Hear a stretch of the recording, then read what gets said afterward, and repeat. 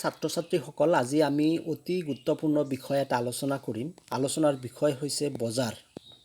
প্ৰথমে তোমালোকে জানিব লাগিব বজাৰ মানে কি। বজাৰ সম্পৰ্কে আলোচনা কৰাৰ আগতে তোমালোকে এটা কথা মন কৰিব লাগিব, বাস্তৱ ক্ষেত্ৰত সাধাৰণ মানুহে বজাৰ বুলিলে যি বুজে, অৰ্থবিজ্ঞানত ইয়াৰ ধাৰণাটো কিছু পৃথক। বাস্তৱ ক্ষেত্ৰত সাধাৰণ মানুহে কোনো এটা এলেকা, যি এলেকাত সামগ্ৰীৰ ক্ৰয় বিক্ৰয় হয় তাক বজাৰ বুলি কয়। কিন্তু অৰ্থবিজ্ঞানৰ সংজ্ঞাটো কিছু পৃথক। অৰ্থবিজ্ঞানৰ সংজ্ঞা এনেকুৱা ধৰণৰ, বজাৰ হৈছে এনে এটা প্ৰক্ৰিয়া যাৰ জৰিয়তে সামগ্ৰী সেৱাৰ ক্ৰয় বিক্ৰয়ৰ পথ সুচল হয়। অৰ্থবিজ্ঞানৰ বজাৰ ধাৰণাত এটা বিশেষ স্থান বা এটা ভৌগোলিক এলেকাৰ কোনো প্ৰয়োজন নাই। ইয়াত এটা কথা মন কৰিব লাগিব, বৰ্তমান আধুনিক যুগত বহু সংখ্যক মানুহে অনলাইন ক্ৰয় বিক্ৰয় কৰে। অনলাইন ক্ৰয় বিক্ৰয় কৰাৰ কাৰণে কোনো নিৰ্দিষ্ট এলেকাৰ প্ৰয়োজন নহয়, আৰু সেইকাৰণেই অৰ্থবিজ্ঞানে এই আধুনিক কাৰ্যকলাপটো অৰ্থবিজ্ঞানৰ সংজ্ঞাত অন্তৰ্ভুক্ত কৰাৰ কাৰণে সংজ্ঞাটো এনেকৈ আগবঢ়াইছে। বজাৰ হৈছে এনে এটা প্ৰক্ৰিয়া যাৰ জৰিয়তে সামগ্ৰী সেৱাৰ ক্ৰয় বিক্ৰয়ৰ পথ সুচল হয়। অৰ্থবিজ্ঞানৰ বজাৰ ধাৰণাত এটা বিশেষ স্থান বা এটা ভৌগোলিক এলেকাৰ কোনো প্ৰয়োজন নাই। অৰ্থবিজ্ঞানৰ বজাৰসমূহত থকা বিক্ৰেতাসমূহৰ মাজত প্ৰতিযোগিতাৰ ওপৰত ভিত্তি কৰি বজাৰসমূহক কেইটামান ভাগত ভাগ কৰিছে। তাৰে এটা গুৰুত্বপূৰ্ণ ভাগ হৈছে পূৰ্ণ প্ৰতিযোগিতামূলক বজাৰ। পৰীক্ষাত এনেকুৱা ধৰণে কেতিয়াবা প্ৰশ্ন আহে, পূৰ্ণ প্ৰতিযোগিতামূলক বজাৰ কি? পূৰ্ণ প্ৰতিযোগিতামূলক বজাৰৰ মুখ্য 4টা বৈশিষ্ট্য লিখা। পূৰ্ণ প্ৰতিযোগিতামূলক বজাৰ মানে কি? সংজ্ঞাটো এনেদৰে লিখা হৈছে, পূৰ্ণ প্ৰতিযোগিতামূলক বজাৰ হৈছে এনেকুৱা এটা চৰমবিধ বজাৰ গাঁথনি য'ত বিভিন্ন উৎপাদন প্ৰতিষ্ঠানৰ মাজত প্ৰতিদ্বন্দ্বিতা সম্পূৰ্ণৰূপে অনুপস্থিত থাকে। ইয়াত সম্পূৰ্ণ সদৃশ আৰু সমজাতীয় সামগ্ৰী উৎপাদন কৰা অসংখ্য বিক্ৰেতা থাকে, আৰু এখন ফাৰ্মে স্বকীয়ভাৱে সামগ্ৰীৰ প্ৰচলিত বজাৰ দৰক কোনো অৱস্থাতেই প্ৰভাৱিত কৰিব নোৱাৰে। এয়া হৈছে পূৰ্ণ প্ৰতিযোগিতামূলক বজাৰৰ সংজ্ঞা। ইয়াৰ পৰা আমি বুজিলোঁ যে পূৰ্ণ প্ৰতিযোগিতামূলক বজাৰত উৎপাদন প্ৰতিষ্ঠানসমূহৰ মাজত তেওঁলোকৰ উৎপাদিত সামগ্ৰী বিক্ৰী কৰাৰ কাৰণে কোনো ধৰণৰ প্ৰতিযোগিতা নাথাকে।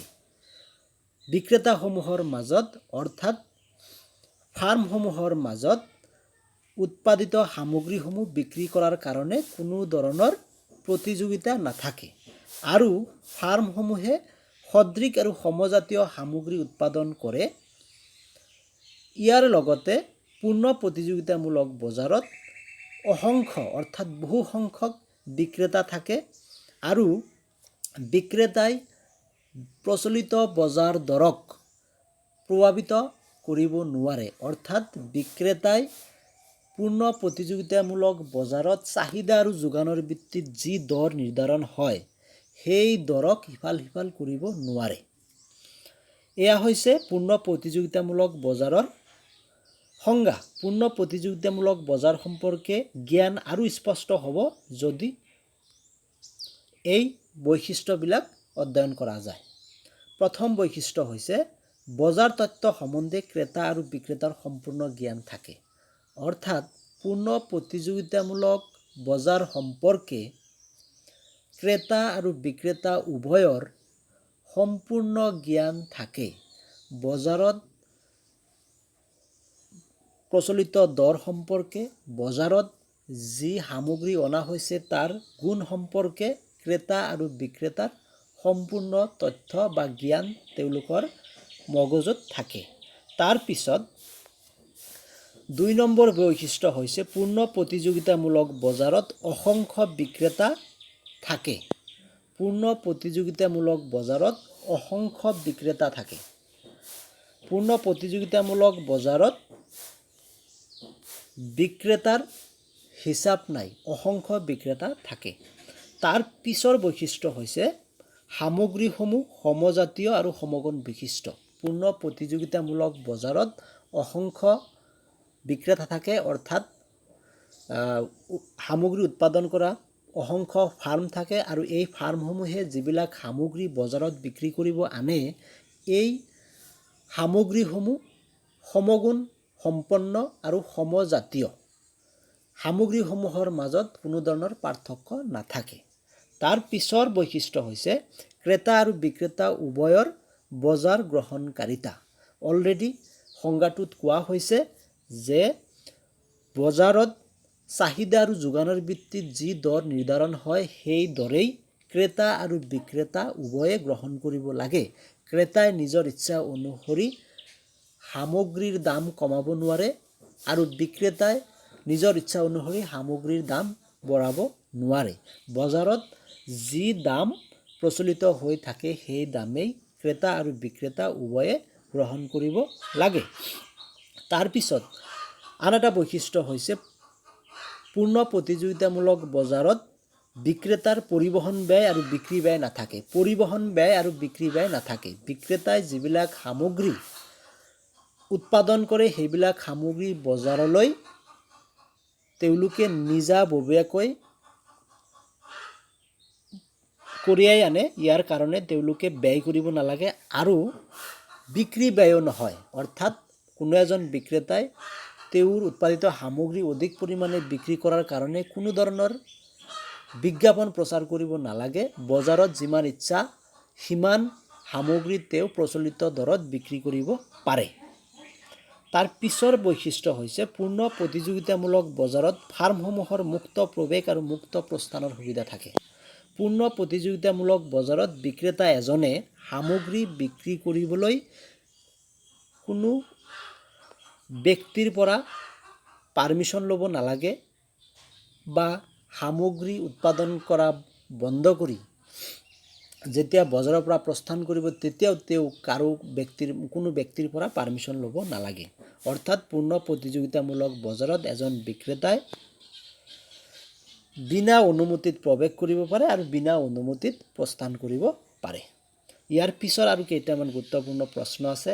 তাৰ এটা প্ৰশ্ন হৈছে কেনেধৰণৰ বজাৰ ব্যৱস্থাত উৎপাদিত বস্তুসমূহ পূৰ্ণ সদৃশযুক্ত? একেবাৰে সহজ। পূৰ্ণ প্ৰতিযোগিতামূলক বজাৰত ফাৰ্মসমূহে উৎপাদন কৰা উৎপাদিত সামগ্ৰীসমূহ সম্পূৰ্ণ সদৃশযুক্ত, যিটো আমি বৈশিষ্ট্যত পাইছোঁ। এই প্ৰশ্নটো কেতিয়াবা কেতিয়াবা 1 মাৰ্কৰ আহি থাকে। তাৰ পিছৰ প্ৰশ্ন হৈছে পূৰ্ণ প্ৰতিযোগিতামূলক বজাৰত ফাৰ্ম এখন কিয় দৰ গ্ৰহণকাৰিতা? এই প্ৰশ্নটো কেতিয়াবা এনেকৈও আহিব পাৰে যে পূৰ্ণ প্ৰতিযোগিতামূলক বজাৰত ক্ৰেতা আৰু বিক্ৰেতাই কিয় দৰ গ্ৰহণকাৰিতা? প্ৰাইচ টেকাৰ কিয়? তেতিয়া উত্তৰটো লিখিব লাগিব এনেধৰণে: পূৰ্ণ প্ৰতিযোগিতামূলক বজাৰত বিক্ৰী হোৱা মুঠ সামগ্ৰীৰ মাত্ৰ এটা নগণ্য অংশ ফাৰ্ম এখনে বিক্ৰী কৰিবলৈ আনে। সেইহেতু তেওঁৰ নগণ্য সামগ্ৰীৰ হ্ৰাস বৃদ্ধি কৰি বজাৰ দৰক প্ৰভাৱিত কৰিব নোৱাৰে আৰু প্ৰচলিত বজাৰ দৰকে বিক্ৰেতাজনে বা ফাৰ্মখনে গ্ৰহণ কৰিব লাগে। ইতিমধ্যে কোৱা হৈছে যে পূৰ্ণ প্ৰতিযোগিতামূলক বজাৰত যিমান সংখ্যক সামগ্ৰী বিক্ৰী হয় বা যিমান সংখ্যক সামগ্ৰী ক্ৰেতাই ক্ৰয় কৰে, তাৰ নগণ্য অংশহে এজন বিক্ৰেতাই বিক্ৰী কৰিব আনে আৰু এজন ক্ৰেতাই নগণ্য অংশহে ক্ৰয় কৰে। গতিকে বিক্ৰেতাজনে নিজৰ ইচ্ছা অনুসৰি বেছি দামত সামগ্ৰী বিক্ৰী কৰিব নোৱাৰে।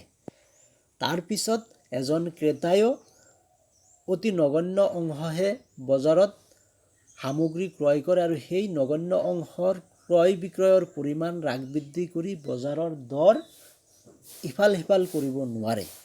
গতিকে বজাৰত চাহিদা আৰু যোগানৰ ভিত্তিত যি দৰ নিৰ্ধাৰণ হয়, সেই দৰৰ ভিত্তিতে বিক্ৰেতাজনে সামগ্ৰী বিক্ৰী কৰিব লাগে আৰু ক্ৰেতাজনে সামগ্ৰী ক্ৰয় কৰিব লাগে। ইয়াত বিক্ৰেতা বা ক্ৰেতাই কোনো ধৰণৰ প্ৰভাৱ পেলাব নোৱাৰে।